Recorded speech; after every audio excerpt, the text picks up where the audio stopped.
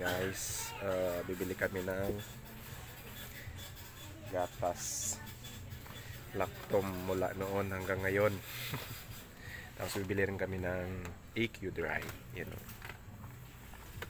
XL na yan. XL na yung gamit ni Stephanie kasi mag 2 years old.